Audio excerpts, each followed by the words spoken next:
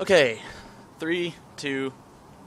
Hello and welcome to Midnight Podcast. Today we have Yessik Ziiq Sup? and two of the co-founders from Reus, or however you want to pronounce it. Hello. Manuel and Bas? I forget again. Bas, It's difficult. Bas. Yeah. with a B. Bas, okay. The thing is with your name is it's not similar to any name I know in any language. Yeah, it's So- like It's like Reus. it's from Bastion, actually. Yeah, it's the first 3 letters of Bastion. Really? Yeah. Okay, that's kind of cool. That's actually pretty awesome. Alright, so, I guess should we start with games of the week, or should we start with the interview? No, start with the Okay. interview. So, I'm just going to let you guys introduce yourselves and your game. Okay. So my name is Manuel, and next to me is Bas, and we're two of the 4 co-founders of Abbey Games. And together with a lot of cool people, we worked on Reus the past 1.5 years, and it's our god game, and we just released it. And it's been going pretty well. Responses are overwhelming, and so what is the game about? It's a 2D god game. It's for PC, and you just move. I can actually describe Yessik playing the game. So you have these giants, and you can use all kinds of abilities to upgrade the nature on the planet, to build ecosystems. And if you do well enough, humanity will settle down. You see a village here, and they will start using your resources. And that's all nice and stuff, and they will help your giants level up so that you can create better resources, can create more interesting ecosystems. Until they start wanting things from you, like this project. They want to build a trade post, and that's where you have to start feeding them, or you don't have to, but that's what they ask of you. And basically, humanity works like this. If you give them too much, they'll start being assholes, I guess. Yeah, I can say that with authority. Assholes. Yeah. And a lot of nasty stuff happens, and it's themed around the greed of humanity, and your goal is to create a balance between nature and mankind. Yeah. So it's really a complex game, and my first question is, they clearly do play it, but how did you know that people wouldn't just be turned off by the sheer complexity? Because it took me playing through the tutorials and being yelled at in my comment section to figure anything out. That's a good question, and the answer to that is we kind of didn't. Just that we kind of like it ourselves. So we thought there have to be more people that like this, and there isn't another god game out there anytime in the last few, a lot. So we kind of went for that. Okay. And I think Adrian, our lead designer, he's very much into games like Civilization 5, and Europa Universalis. I think Football Manager, which is also a really complex game. So he knows that there's a niche that enjoys really complex games. Yeah. The other thing I kind of want to ask, but I've completely forgotten, so I'll just come up with another question while I stall for time. is in the future, this is probably a closing question, but do you plan to actually have some more DLC to have different biomes, or has it been built with that in mind for the future, is what I'm basically trying to say. Well, at the start of the project, we envisioned everything really different. A lot of things changed.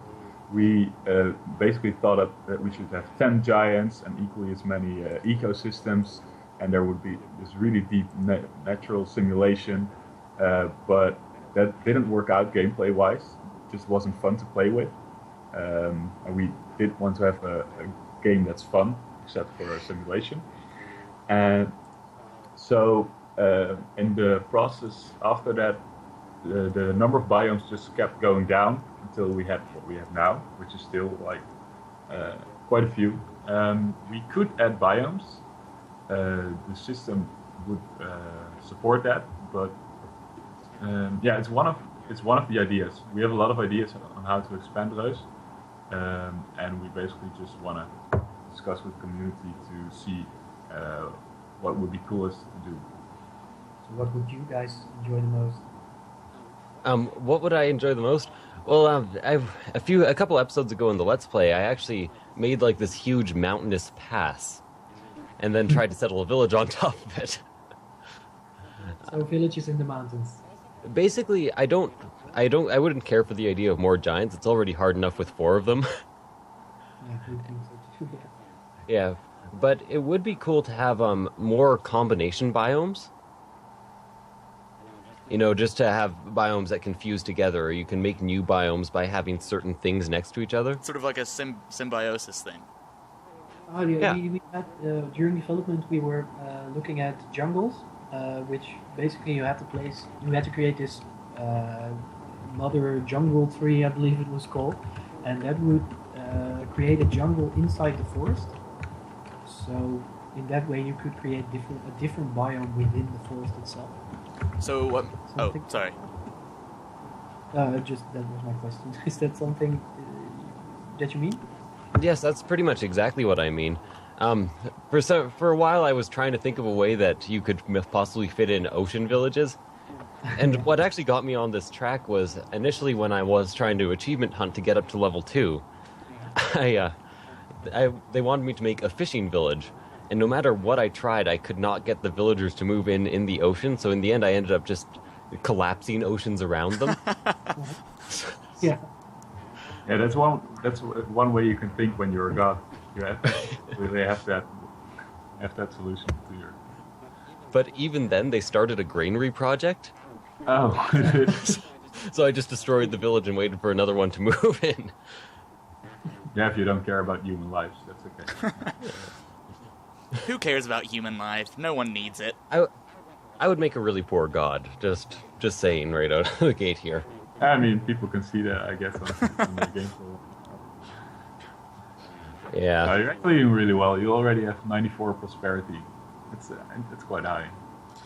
No, this game is actually ridiculous. By the way, for anyone who doesn't know, this is pre-recorded.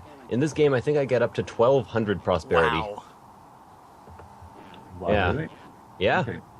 Like I said, it's the best game I've ever played, and it was free play and not for a Let's Play. So there was no pressure, yeah. I Yeah. had a fairly long play, but then I accidentally made one town or city or whatever really greedy. Like I looked away from it for like 2 seconds, and then I looked back, and somehow they had like 200 food supply. Like I don't even know what happened. But anyway, so they started attacking my ocean giant, and I didn't know that the giants could die at the time. But my ocean giant died, and then the game ended. Yeah, so that's I guess pesky humanity. Sometimes they have these inventions that they build a project, and the project says for each food we will get a technology, and then suddenly they're way smarter than you, and then you shouldn't look away. I actually did notice that even in this playthrough, I'm not going to skip to it or anything, that I was trying to upgrade a desert village when they started requesting absolutely ridiculous projects. And because of... it was actually a forest village. They wanted a circus. And the only reason they didn't rise up and attack me is because it involved putting so much danger around them. Oh, right, yeah. But I'd put down a single animal and I'd suddenly gain like 80 wealth and 50 food, and I'm like, oh god, they're gonna get way too greedy. Yeah. Did you manage to achieve the circus? Yes, I did actually get the circus. Oh, that's so awesome! I want to see the clowns. I want to see the clowns. Oh I've man. seen them so much, so I want to see them. Did you hear that they make sounds? No, I did not. To be honest, I was entirely intent at this point in the game on focusing on doing well, so we had some good footage to go around and not just me sucking. No, you're And- doing it right now. As you and a lot of my other subscribers know, I have a really hard time with pausing the game.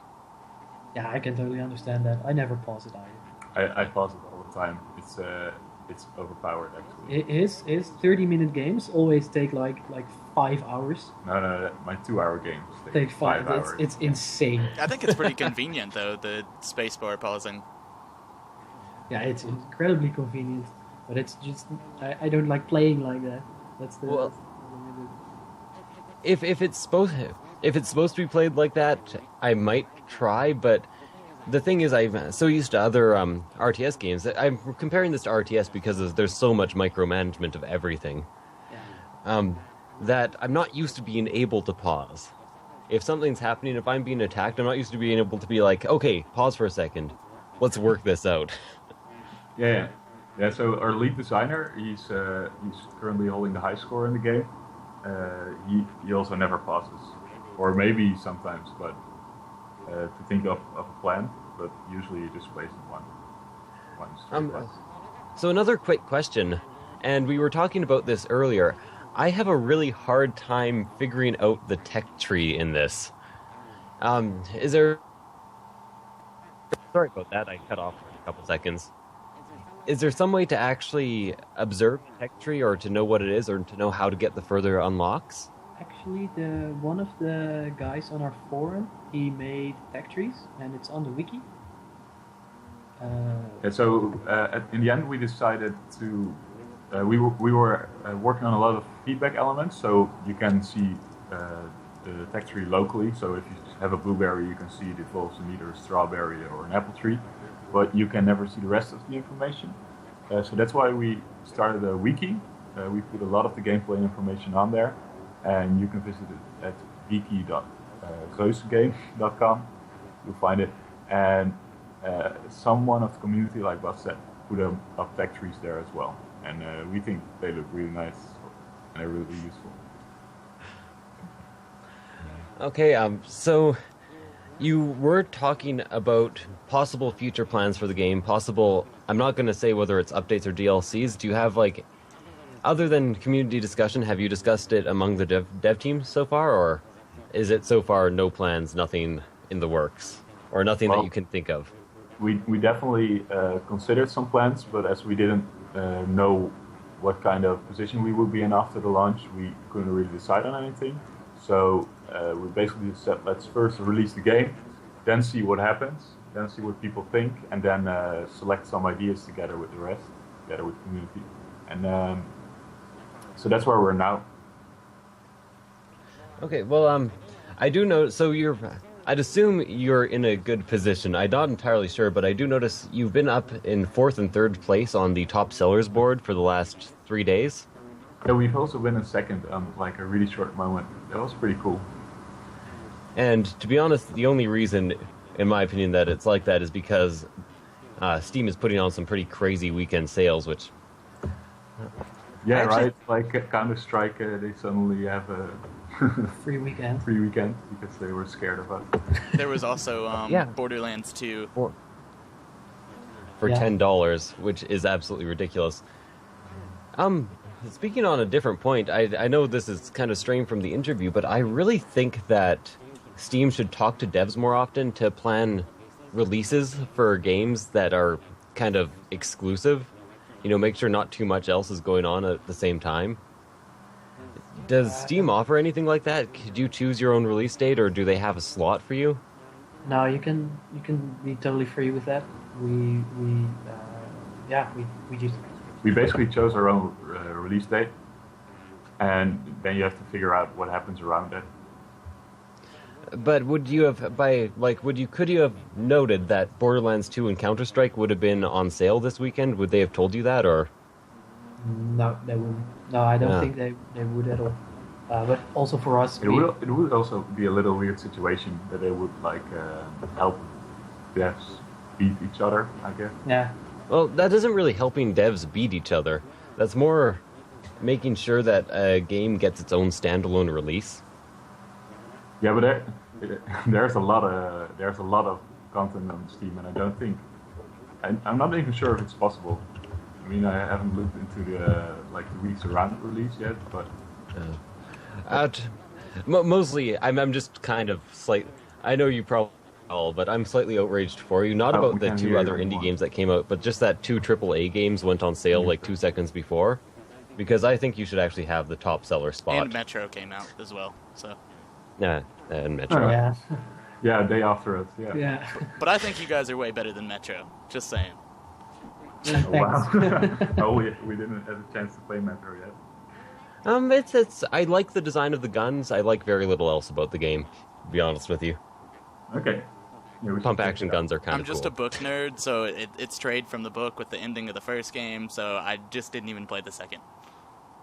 Okay. Anyways, back to the interview. Well, you actually Yeah, that's covered cool. most of the stuff I was going to talk about, Yessik. Also, I've played the game. I think I have like 8 hours on the game Oh, yeah, already. I noticed you had a ton. So I have all the questions, I think.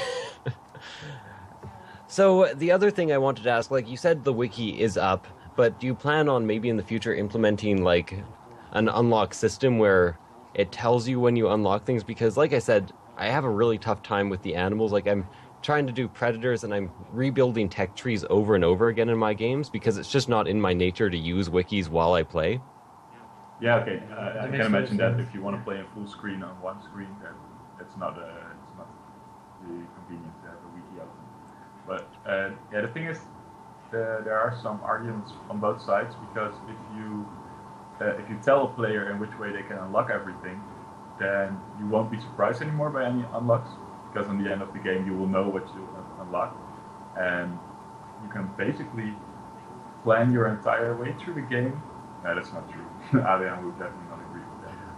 Well, I'm not talking so much like plan the unlocks or have an unlock tree. I'm thinking more along the lines of, you have finished this project. These animals are now available. Let me think. Because that would be really nice for me. Because when I start a tree, I don't know what animals are available to me and from what thing. Although in this game, I had my first encounter with greater versions of animals, and I've noticed the tech tree really expands when you do that. Yeah, that's totally right. Yeah, on each tire you unlock a lot of new types of animals and plants.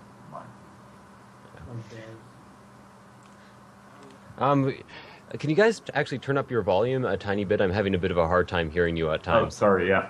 Oh, that's We're all leaning right. back. Get a little closer. So you pretty much plan to stick to what's currently available. I'm not saying that's a poor thing. I'm just, when you're interviewing somebody, you tend to raise negative points more than positive. It's the No, but nature of the thing. I understand that. When we are planning on expanding the game at some point. No, not at some point. We are probably going to do that. It's just we're not sure what it's going to be. Because we want to listen to the community and maybe add some of our own ideas to it. Yeah, what's also a thing is that there are a lot of different player types out there, and in the end, we really had to think about who is going to play our game and what are they going to think about it, and who should we cater to? Like, is it the hardcore gamer, or should we help people that are having trouble at the start? Should we help the expressive player, or like more the gaming player? And we're just going to look who in the end plays our game, and we'll make our decisions based on that, I think. Because in the end, your opinion is there's probably someone with the exact opposite opinion as well. Oh, of course. Yeah. But, as a YouTuber, you tend to be a bit narcissistic. Okay, we'll make the game entirely to your preferences.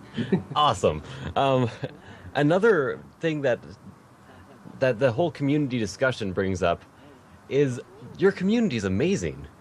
It's absolutely ridiculous. Like, I started playing and I did have like a 3-day jump on most people. And I get about 60 comments a day, or 50 comments a day since the game's release, that are telling me things I didn't know. Yeah, we're actually really amazed by all the cool people as well, because we didn't know that, I think I twittered about it as well, but the community learns so fast. Like, we had some beta players, like 100 or something, and they knew a lot of the game, of course, but I think a lot of people picked it up really quickly. Yeah, if you look at the achievements that are already achieved in the Steam window, you see people are going through it quite fast. You already unlocked greater resources, which is pretty far along in the game. Yeah. Well, as a Let's Player, I'm very limited in the amount of play I can do, because everything I do, I post on YouTube the same day, and I try to only do it at a rate of 1 a day. Mm-hmm. So I knew the players would catch up to me. I just didn't expect them to catch up and pass me in half a day's time. Yeah, it's amazing, right? And I think you also had the same with the support, because Bas has been hanging around on the forums and everywhere to like help people with issues that there still are. And then as soon as a fix went up, that fix would be spread out by a lot of other people, right? Yeah. Yeah. It's pretty cool. It's amazing. So on the forums, like I've told you, I'm not a big forum person. I don't hang out on them very often. But they're fairly active, like you're getting a fair amount of discussions a day. And what are the discussions generally about? Like, what are people saying about the game or talking about? I really don't know. To be honest, I mostly hang out on the technical support forum.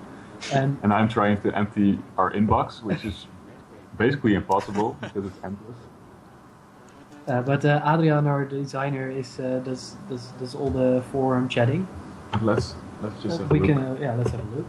I think somebody in the chat was actually asking about your art team. How big is it? And Let's see. There's the lead designer, who's also a co-founder of the company. I mean lead artist? Sorry, yeah, lead artist. And then there is Ronnie, who created all the giants and their animations. We have Rick, who created all the animals and the animations. Yeah.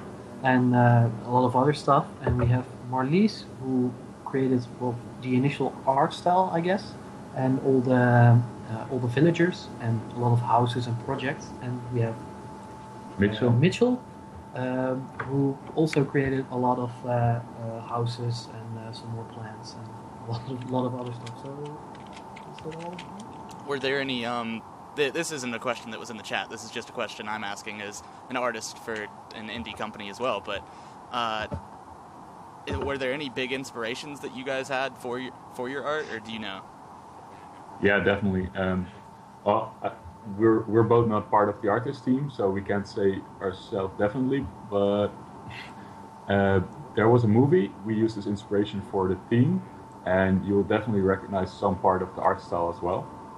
Maybe it's nice to put a link on. Can I do that? In the chat? I actually have the link. I'm just going to get it right now. Oh yeah, sure, do that. Because I put it up in my Reus preview video. I have also got to say that the amount you've been interacting with the community, or even myself, is absolutely astounding. Are you guys like just still in your offices, still working, but instead of doing game programming work now, just hanging out with the community and seeing what they have to say? Yeah. Is that what your work has turned into now? Yeah. I think so Bas is mostly dealing with the issues, but that's also, of course, community work, because he's talking with a lot of people who are experiencing these things and who can help figuring out what is happening. While I am trying to teach as many people about the game as possible, and then Adrian is hanging out in the forums, and Martin as well. So, and it's also a lot of fun. I mean, we want to know what people are, how people are liking the game. So, yeah. And I think nothing went really wrong with the release, so that's why we have the luxury of doing this, and we much rather hang out with community than sleep. An all-nighter last night. Yeah, I just woke up an hour before this podcast. So did Yessik. Oh yeah, I'm pretty sloth-like that way. Well, he's 9 hours behind you guys. Oh, you're San Francisco. Oh, are you? No, you are in San Francisco, right? I'm not. oh wow! You should look at the game, because you have a plantation, and in the plantation sometimes there are rare occurrences of specializations. So now you see the orange colored tea plantation. I've actually never seen it before, because it's really rare. Like, oranges are a really rare color. I completely fail at it, I'll tell you that much, because I can't figure out how to make tea in this game. Oh yeah, you probably cannot make tea yet. Yeah. So I keep getting, at this point of the game, I actually keep having to abandon projects But one of the strangest learning curves for me is that you shouldn't focus on every project. Because sometimes they just come up with new ones and they're much easier. Yeah. You can even destroy them if you want, and then you can just wait what they'll build next. Sometimes they'll get the hint. Yeah. Yeah, so that's actually kind of a cool thing. Was the game initially designed like that you should actually ignore bits of it, or was it initially designed so that you would kind of focus on everything at the same time? No. We wanted the player to have a choice in what he would do. Like in the end, it's best if you do solve the projects. Like if you start interacting with the projects, but you should definitely choose which ones you're going to handle. For example, if you have a lot of deserts, you're going to have a lot of banks, and banks, they all want to be the richest, so you can't win them all in that case. And sometimes they ask really nasty stuff of you, so yeah, you have to make some choices in there. Like destroying a village, sometimes you just don't want to do They'll that. actually ask you to do that. Yeah, Oh, they'll yeah. actually You ask didn't you. find out yet? I didn't. It's, Wow. It's in the barracks, I believe. it's in. The sacrificial altar. Don't spoil the game, Bas. Oh, sorry. Sorry. I didn't say anything. It's not true. Now, this is probably just me in being really bad at gaming in general, especially when I have to talk about it. But have you guys ever had these games where you have tons of wealth, except near the very end, your villages start attacking the giants, so you just run them around the world over and over again until the time's up? That sounds a little bit cowardly. But at that point, I didn't actually want to destroy the village because that would get rid of all my points. Yeah. So what you can do is just kill the guys that are chasing you. Then sometimes they'll get the message as well. Yeah. Well, I have also done that, but generally, sometimes the two attacking units, the swamp giant and the rock giant, are just at completely separate ends of the world, or one's doing something. So I'll just have the forest giant who's being attacked run around in a complete circle, and then when he gets back to the center, I'll have the rock giant planning an attack. Yeah. Oh, that sounds pretty elaborate. Yeah. So we decided the giants can take a lot of punches, of course, because they're super mighty. But in the end, when they develop stronger weapons, then you will definitely have problems if you don't run away right away. And we just want to show how humanity at first is just your little puppet to play with, but in the end they can go quite nasty, and you would have to use these kind of tactics. Yeah. These 2-hour games can go completely crazy. Completely wrong. Yeah. So Yeah. does the giant's health regenerate if they get attacked? Actually, they don't, but Yeah. I'm sorry, I'm gonna spoil something again. But the ocean giant has a healing ability, so you can heal your giants except for your ocean giant. Okay. Okay, that actually makes sense. I think even in this little recording, I at some point try to heal the ocean giant and it doesn't work. Nope. Yeah. It's a little. That ability doesn't have really good feedback. You basically aim it in either the left or the right direction, and it shoots a wave out to the nearest giant. So that's how it works. Other questions? I know the second we stop this interview, I'm going to think of 100 more questions. I'm going to be. And we'll just make a fake stop. And then, Yeah. Okay. Interview's done. No, interview can't. But okay. Is the interview done? No, I don't know. No. Just a fake stop. Just a fake stop. Okay. go for it. I always fall for fake stops. When I focus on 2 or 3 things at a time, I always get fooled by whatever anyone says. No exceptions. But did it work? Did you get new questions? Did you think of the new questions? Well, actually, yes. Do you actually plan on some point at expanding the tutorial a tiny bit? Because as we were talking about earlier, there were quite a few things that I just didn't understand. I didn't know that the buttons up top were actually buttons that were pressable. And I also didn't understand that... what was the other thing? That mines only synergized at a certain turning point, which I guess I should have known because they actually say it in their description. But do you plan on having another... No. Yeah. Okay. Actually, we haven't planned that, but if that's something that's required, then we we should look into it because yes, we realize that there are some things that we don't explain in the tutorial. But it might be. Sometimes it's fun to find these things out, like for example how the border expansion system works. It's at some points it's quite intricate, and I think it would be cool to find it out later on. Like if you're really experienced in the game, you would know what kind of effect mountains would have on your borders. To be honest, that's actually one of the things. I think I put it in my email to you that I wanted to know, but I couldn't figure out for myself. And again, I'm not the wiki user type. I do like to figure things out on my own, but that won't stop me from harassing you, unfortunately, about it. But I don't understand exactly how the border expansion works. I think it might have something to do with overall wealth.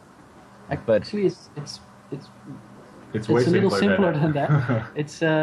They basically grow over time, but the growth can You're be spoiling everything again. Sorry. I'll spoiler stop it. alert! Right? Oh, okay. No, I'll tell you. But basically, the borders, the growth of their borders gets slowed down on wasteland and mountains and dangerous animals. Am I right? Yeah, there's some other things. Yeah. There are a few factors that slow it down, but if it's just forest, it will just grow over Is time. there anything that speeds it up? There a little. There are a few things that speed up a little. Like, I won't ask you to actually spoil those, but it's just cool to know that there are actually things that speed them up. Okay, there was another question in chat. Somebody said, "Do you already have plans for a new project if this one is successful enough?" No. We really don't. We basically shut down every idea that was suggested in the past few months because it would all degrade our motivation for Reus to already think of a new project. So we really don't have a new project. Also, we wouldn't know in what position we would be in after the release of Reus. So that's why we thought, well, we'll figure it out later. Yeah, we had really no idea how those would do. So whenever somebody in the office said, "Hey, I have a new idea," we were all like, "No!" And then you killed them, right? Exactly. That's why we're just with 4 people left. That's now. what I thought. Oh, that makes sense to me. What was I going to say? You said you drew a lot of inspiration for the unlock and the progression over time from games like Binding of Isaac. So I wonder, I'm not saying this is a good or bad thing, I actually quite like it, but I wonder why you chose 3 specific tiers of unlocks? Like, was there a design choice behind that, or was it just like convenience, or did you just do that so they would be organized in eras so you could have the 3 different modes of play? Yeah, I can't answer with certainty because I think Adrian would be the best person to answer. But what I think is what you said, like you can combine it with the eras, and that you have a little control over what is available to a player at a certain point of challenge. So now we know that if greater challenges start to spawn, you would also be able to have certain types of animals, certain types. Okay, so it was more of a control and a stability thing than a. Yeah, but again, I can't be sure. You can't be sure. Okay, fair enough. Now, another. Oh yes, for the community, and I'm sure they want this. The ideal way to pronounce Reus or Reus. We get asked this question a lot. Okay. Yeah, let's do it together. Okay. 3, 2, 1. Reus. Reus. That's kind of like how I would say it if I pronounced it in a French accent, so I can deal with that. Reus. Yeah, and, actually. whoa, that's pretty good. Okay. I speak French, so that's a thing I can do, I guess. I'm just gonna call it something that's not even related to I'm just kidding. Well, actually, what we really like about the title is that in every discussion or in basically everything, there is always a Dutch guy that says, "Hey guys, did you know that Reus or whatever is Dutch for giant?" And sometimes he gets what's the right word for album? Well, let's see. He gets sworn at, yeah. And Let's- other times people say, "Oh, okay, that's cool." Here's one comment saying that. Two comments right underneath each other, one next to the other. Let's see. This is on one video. There's three. Yeah, it's also on the Steam forums. Hey, little factoid here. Yeah, and it's kind of awesome. Although it reminds me of when I first started playing Don't Starve. The first night I ever had, I wouldn't put wood on the fire because I didn't know you could do that, and I died because I didn't have a fire. What happens when you don't So start. still, like 5 months later, I'm getting comments on that first video being like, "Hey, you know you can put wood on the fire." I'm like, check the You know, date. you would think if you have a full series that your viewers would learn that you've learned for Don't Starve, that you could put wood on the fire, but I guess they didn't. Because I seriously have like 60 one out. episodes in so far, but I'm sure your game is going to be the exact same. And 5 years from now, 5 years from now, I'll still be getting comments on it occasionally that are like, "Hey, you know, Reus is Dutch for giant." I'll be like, "Ugh." I think it's that's probably what we would say at the start of any post-mortem we will ever have. If we ever on stage somewhere, we will definitely say that. All right. Yeah, we are definitely with the same attitude. When we looked up the first Let's Play videos, it was of course a really exciting moment for us to see the first ones pop up. And then we were sitting there the exact same way, like, "Oh, why aren't you placing the plant over there? If you would just do this, you would be way better. Your prosperity would grow." But yeah, you have to get over it. Have you seen any like really outstanding Let's Plays, like somebody that's just really amazing at the game yet? I did not see that, but apparently there's someone on the Steam forums who claims that in the first 60-minute game he played, he already reached 2600 prosperity in the end. Whoa. And that's a lot.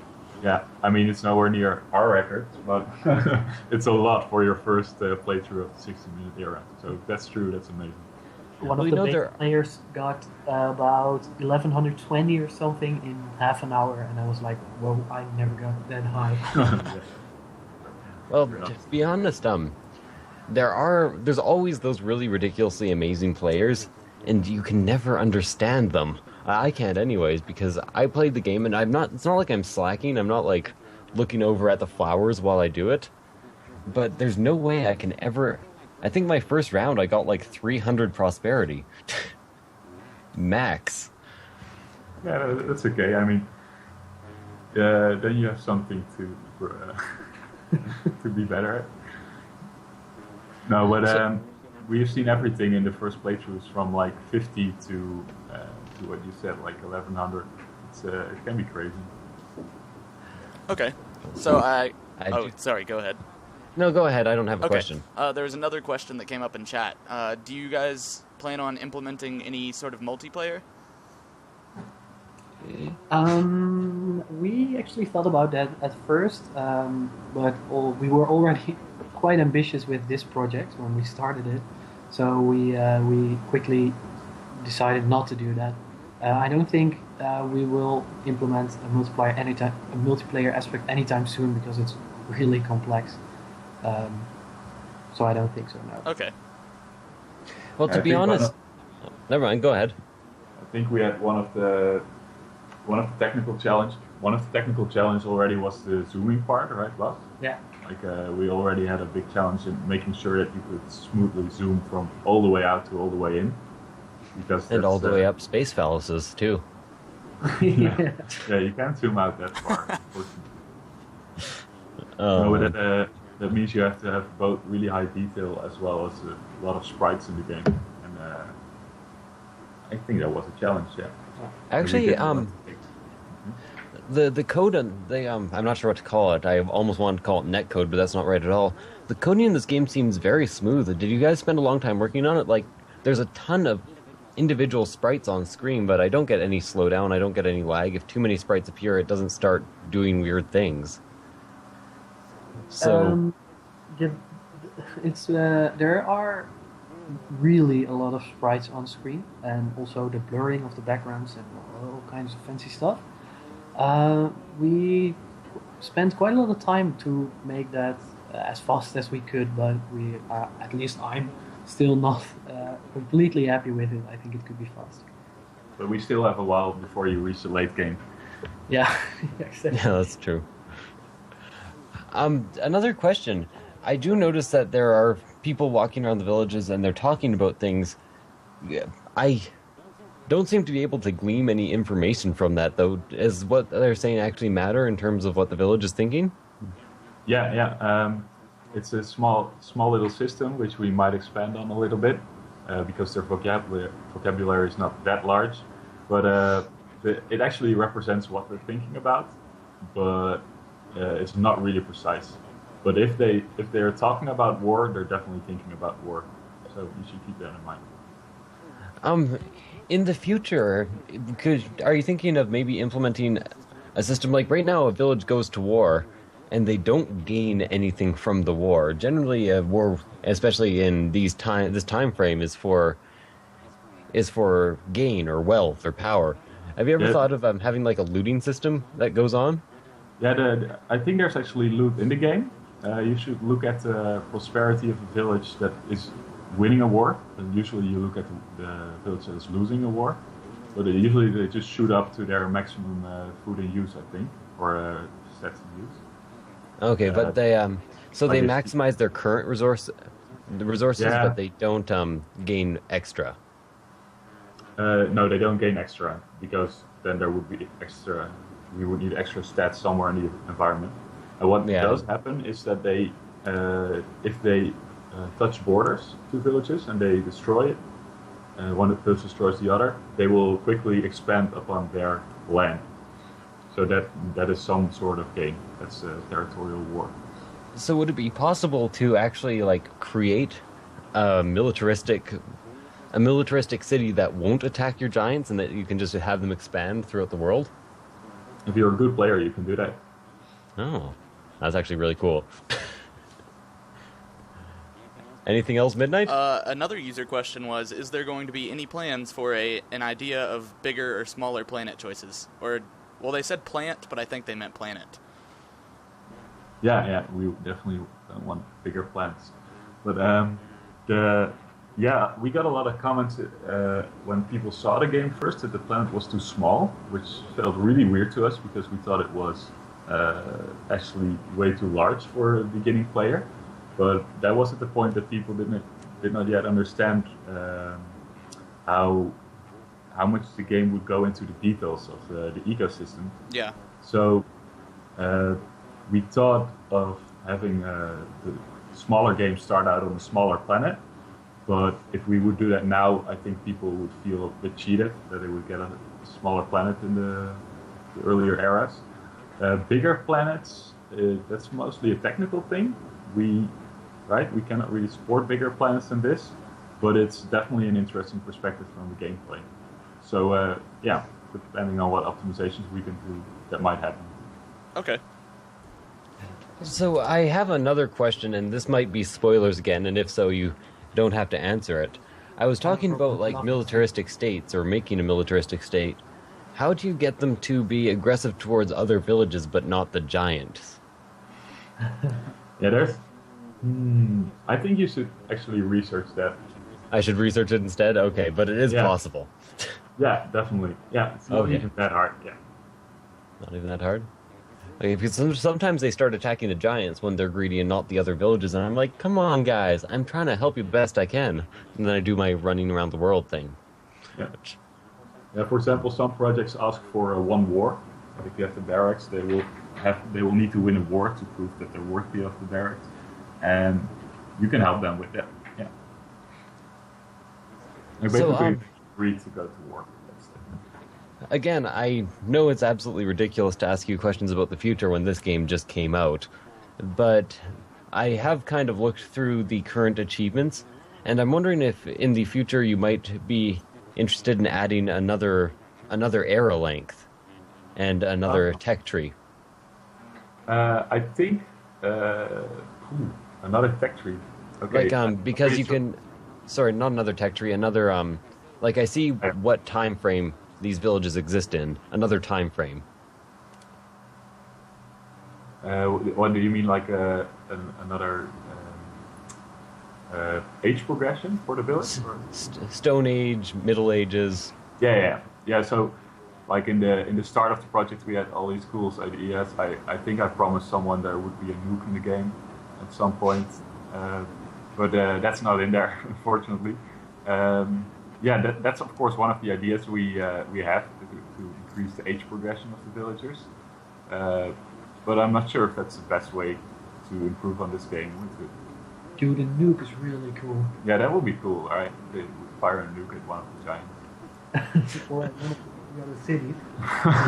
You know, you could have like this whole metagame out of trying to make people progress to like modern technology without having them be able to instantly kill the giants. Yeah, that's probably a really delicate thing. Yeah. There were so much ideas also about the pollution. That's also a thing we could do in the game. And weather. Weather, yeah. But we shouldn't name all the things that aren't in the game. Now, the other thing that could be cool, and now this is leaving the realm of interview and going into the realm of, hey, this could happen. You could actually, in the future, have like, you instead of expanding the planet, if you got into like the space age, you could pull a, what's it called? What's that game? It was actually not very Spore. good. Or Spore. You could pull a spore and have them immigrate to another planet. we actually, when we thought about the level progression, we thought about having different planets.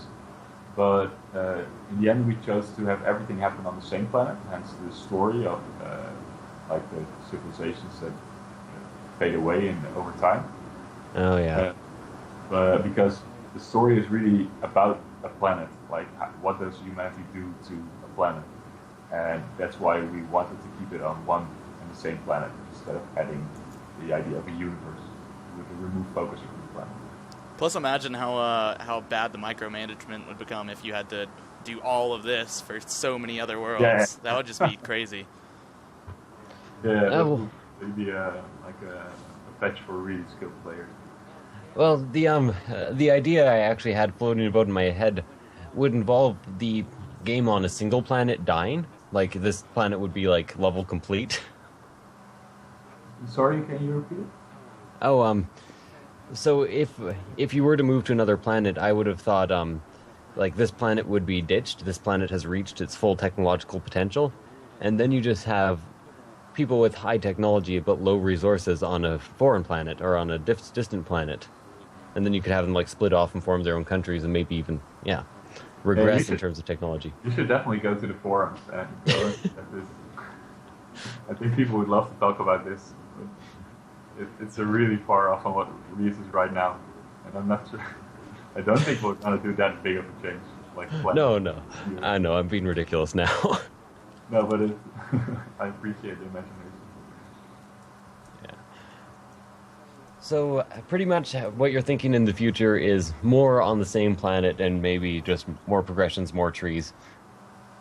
I can get on board with that. Any other questions, Midnight? I think that's it, unless the viewers have any more, but I think they're just about exhausted. Well, let's stall out for viewer questions for a tiny bit. Okay. So, anything else you want to talk about in terms of game inspiration, things you actually want the community to know? Maybe a small fun thing is that you can press Control to switch these data layers, or toggle these data layers that are beneath the planet. It's actually something we didn't explain in tutorials, or did we? I believe so. Oh, okay. Did you know that, Yessik? Yes, Yeah, I I did, but I wrote- was actually told yesterday. Oh, okay, yeah. So you can see some other stats. Like, we're really curious to the reaction of players in like a week when people would have the chance to play for tens of hours, 40 hours, because then you would really enter the late game and you would start using things like nature, natura, a lot. Yeah, because that's really interesting. We did a lot of the design mostly for the late game. So that's why it also feels a little bit odd to already talk about the future, while there's still a really large part of Reus that is undiscovered by, I guess, all players except for the beta players. Well, you know the really crazy thing about Reus, and the reason I think it's been so successful so far as a game, is it inspires a lot of imagination. Oh yeah, oh yeah, yeah. We definitely found that out in the early stages when we revealed some trailers. Uh, then we found out how big imagination can be around God games. I mean, God games can go in every direction. If you compare this with other God games, you see how much different things there are out there. And that is a problem in some cases. It's also a really cool thing about God games, and it's why there should be more. But it's also a problem with expectations. Well, the thing is, with a God game, you kind of build in the expectation that anything can be done. So I guess the trick is limiting the gods. Yeah, so that's a really interesting thing. What Adrian wrote a design blog over, in the earlier parts, because that's what we didn't want to do, limit the gods. Of course, there are always limiting mechanics like the cooldowns, but in Reus it's really easy to just destroy anything you want. Maybe in the end it isn't anymore, but it's really easy to destroy any village you want. But the problem lies in the balance and not in the strength of your giants. It's not like you would fight another giant or you would fight another village or another god. You basically have to balance everything, which is I think the most hard problem for a god. Okay, well, so you wanted to not limit the gods, but I do notice that if faced by a fairly large army, they do actually go down rather fast. Do you know what the reason is behind this design choice? Because you don't... I noticed in my last game, I actually lost my forest giant. Yeah. And it didn't take very long. I actually just looked away for a little while, and my village marched out like the biggest army I'd ever seen and just bombarded it with arrows. Yeah, so how many prosperity did that village have, do you remember? Probably quite a few. Quite a bit. Yeah, so at some point we want that to happen, but maybe, it depends on how many prosperity you had, how much prosperity you had, whether that was a good thing or not. So it's probably just because. Oh, okay. I'm sorry. I'm getting distracted by what's actually going on here. Remember, at this point, I figure out that armies can actually march out and just kill your dangerous animals that you've put down. Yeah. Yeah, that feels rather nasty that they just destroy what you made for them. Oh, here they go. Yeah, and they really wanted a circus too. I'm like, here, have some foxes, and they go out and kill my foxes. Awful people. So did we get any more questions in the... There was one or two, but then Martin from your development team came in. I think that's how his name is pronounced. Oh, hi, Martin. He came into the chat. Whatever. So I'm looking for the questions now. I don't know. I can't find them, but it's Exotics, which is another YouTuber that I think you guys gave early access to. He wanted to thank you guys and say that the game was really amazing. Yeah, no problem. Yeah, like I said before to a lot of people, we really appreciate all the help that people can give in explaining Reus. There was a problem in what to expect of Reus, and we would rather have the people do it beforehand rather than buying something they would be disappointed by because of expectations. So we try to reach a lot of people about early access. Yeah. I was actually kind of surprised. Clearly, it hasn't affected you too much. At how few of the bigger YouTubers paid attention. Like I'm assuming Northernline will eventually do a video because he always does. But as far as I could see, with the people I follow, it was pretty much Force Strategy Gaming and myself, and I'm not a bigger YouTuber. Well, yeah, I think some of them have picked up on it. I should ask them actually, but yeah, we'll see it after the weekend. We'll see how the week goes. Clearly, it hasn't affected you too much, and I think that all you're going to do is see more and more people buying it in the next few days, as these bigger YouTubers actually find it.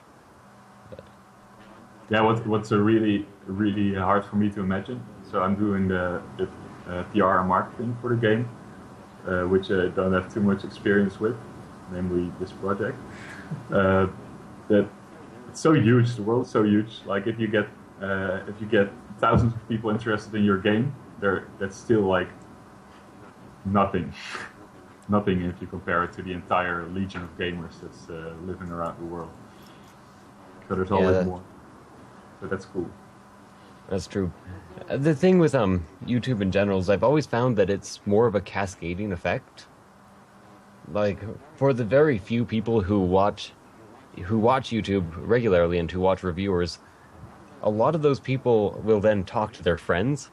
So I don't think it's so much the direct views. I think it's the cascade that actually affects how many copies are purchased, and of course, just the quality of the game. And that's something really unique in indie gaming, that I find that a good quality game will almost always sell more than a poor quality game. It doesn't happen in AAA that way. Yeah, but the sad thing is that sometimes we don't know about the really high quality games that we do not know of course. So sometimes they just don't break into the open. There are probably a lot of really cool games that we haven't seen. Yeah, which is actually more of a problem with Steam than anything else. I think for an indie game, it's incredibly important to get onto Steam. Yeah, that was our biggest achievement as well. Yeah, it's not only Steam. It's every. I mean, you can also like spread your game for free in the first. If there's a platform for that, which of course there are many of. But... Well, there are many of them, but none of them actually get that much publicity, all things considered. Yeah, not from the mainstream as well. Yeah. Yeah. Anyways, any other questions? Sorry, I've kind of hijacked this. Oh, it's cool. There was one more. Let me find it. Hello? Can you hear me? Hello? Has everyone left? Hello. Hey. Okay. That was strange. What happened there? I don't know. It was either my internet or your internet cut out. I don't know. But there was one other question. It was from It's Exotics again. He asked if there was going to be a plush of the ocean giant. Actually, oh man, one of our fans made one, and it's super awesome. But we are looking into maybe creating plush things or models. I'm not sure yet, but we are definitely looking into that. Yeah. Yeah, so the only thing limiting us from creating merchandise is like how many demand there is for it. Like if we know that a lot of people want plush ocean giants, they're definitely going to be there. It's that easy. I know I would buy one. I'd end up getting it for my girlfriend, and then she'd be like, "I don't want this," and I'll be like crying in the corner. I'll take it. Well, the only person anyone can really shop for is themselves. It's true. So, I've come to terms with that. Anyways, I'm trying to think of other questions, and I'm trying to look for other questions. We've already stated who designed the giants, I think. If you want to give them one more shout out. It's Ronnie. Ronnie. Ronnie? He's the main man behind the giants. Yeah, he also posted some blog about it on the Abbey Games website. Yeah. Which explains how he designed the fourth giant. Yeah, he describes the whole process. Well, it's kind of strange how I guess the reason that this game didn't have a lot of publicity just coming out is because you guys are an indie gaming company that hasn't really made much yet. What else have you guys worked on in your life, or is this like all of your first projects? Okay, so we have two projects. One I didn't work on, so that's for you. Which one? Palapalooza. So we made a little game about. It's a 4-player local multiplayer game where you just have to smack llamas. Okay, you have to send me a link to this. I do a show called Couch Co-op that features local multiplayer. Oh yeah, Martin, you should put it in the chat, like the name of the game, and you can easily find it out. It's really fun, but it's also really small. But basically, you smack llamas for points, and they lose their wool, And as soon as they don't have any wool left, they just start raging around. And if you get hit by one of them, you lose a life. And it's actually pretty fun. That sounds Yeah. like an awesome game. That sounds truly amazing. Actually, I would be up for that. Yeah. But of course, Reus is our first commercial project we started on, which we actually want to promote. But during one of the Ludum Dares, we joined as a company, Ludum Dare Game Jam.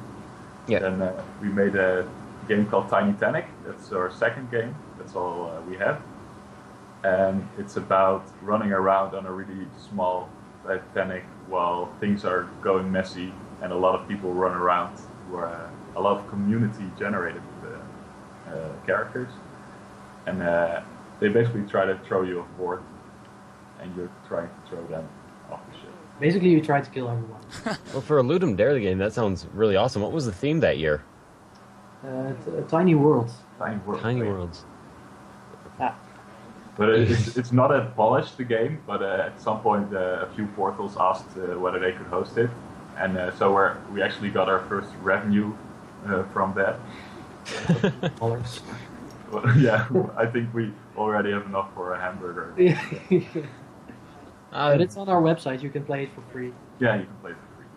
Believe me, I know how that small revenue feels. It took me 4 months to make enough to get paid on YouTube when I started. So that was $100 in 4 months. All right.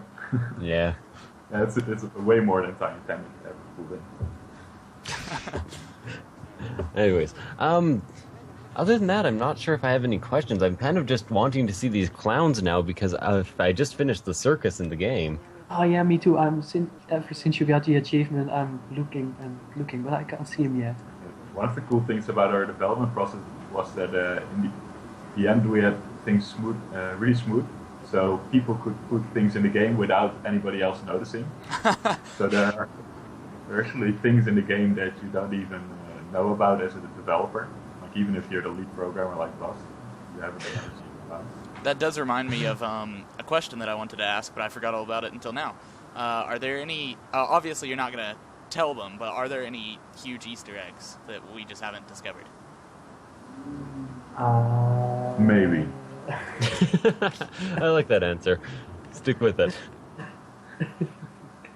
I don't know. I don't know how many Maybe. plays you've seen, but even on the internet, there are a few that really surprised me. Well, I'm kind of surprised by the total amount of even projects, because I know I haven't unlocked them all yet, and I still see new ones every time I start a game. Oh, excuse me, hiccup there. And that brings up a good point, and you may not want to say this either, but how many projects are in the game? You can actually view that if you want. It's again on our wiki, and there all the projects are listed and how to get them. It's also in the menu. It's also in the menu, yeah. But, It's also in the menu. Yeah, like the unlocked menu we have. Okay. Although you cannot see what they are actually, but you can just get a glimpse of it. I think there That's are kind 30 or something. I'm not sure. No, I think at this point I'd actually just stop focusing on the village at all because I finished the clown project. I gotta see this.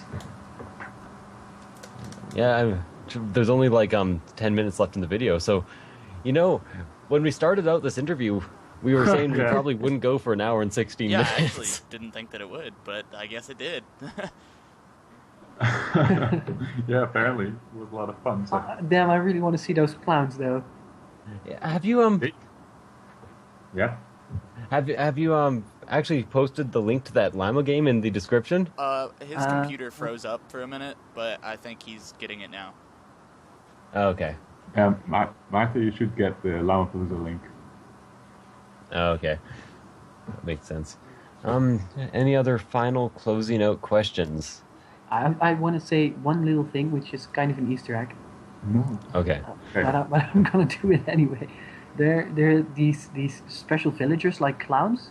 They actually make a sound once in a while, and you should really hear that because it's super funny.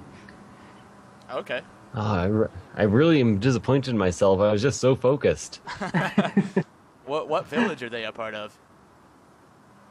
Oh, I don't know what the villages are called. No, I don't mean like the name. I meant the biome. Oh, the circus can spawn in different biomes. I think forest and desert. Okay. Yeah. And also the mad scientist also has these special dudes, which are also really awesome. Okay, we have one more question, and I think that'll be our last one. Cool. Vapid Games, or Vapid, which is also another YouTuber, asked, "Is Solid Snake in the game?" Well, there are crates in the game. He could be in the game. He'll be hidden Apparently. under the crate, though. Maybe. I think the reason why I asked is because he sounds just like Solid Snake. I'm actually going to add him to the call real fast so you guys can hear him, if he's not busy. So I guess I actually do have another question, just kind of a closing out themed question, which is, so this is your first major title that you've developed. Was it what you expected out of developing a major title? I know it's been in development for, well, I found it like 4 months ago, I think. But is it what you expected when it came to developing a game, or was it different? I don't know. Yeah, it's a really interesting question. It's hard to look back on how inexperienced we were, because we were definitely really unprofessional at the start of the project. Although we had a good mindset, I think in the end, like a few weeks before everything happened, we did expect it, most of it. Yeah. But in the start of the project, we wouldn't have imagined that Reus would be like this, or that 15 people would have worked on it, or that we would be on Steam and all these other platforms. Yeah. Oh, and we got one more question, actually, which is a good one. Who did the sweet narration in the trailer? There's some echoing going on right now. Yeah, I don't know where that's coming from. I can't even hear it. Maybe it's me. It's gone. No. Okay. Well, it was actually really cool because the release trailer was made in the last few days, and we didn't really have a person who could do the voiceover. So the brother of Erik, the brother of Maarten, he made a trailer, and he reached out to a lot of people, and in the end he found Jim willing to do the voiceover, and he just sent over his voice, and it was amazing. He did this countdown like 10, 9. It was a really, really cool voice. And we got in contact with him, and he wanted to do it for free, just for his show reel. And we're really grateful for him, so we should definitely give him a shout out. Thanks, Jim. And I think his Facebook page is Tech Gnosis. Yeah. Well, thanks for showing up, guys. I think that's pretty much it for the questions. So again, this was Manuel and Bas. I'm pretty sure I got those right. You did. The lead programmer and, well, to be honest, I don't know what Manuel does, but he's mainly been my PR guy. He is AI gameplay programmer and co-founder. And PR guy. I wrote those down on my paper. So, thank them for showing up, and you should really invest in this game. It's worth the $8 to $10. It's available on depending Steam, on how the sale is. GOG, or whatever. Desura, I think. $8. Solid Snake's in and the call. Martin, again, is in the chat, so thank him for showing up, too. And I think we should get Vapid to give us a bit of a thank guys for watching. Thanks for watching, guys. PMCs? PMCs?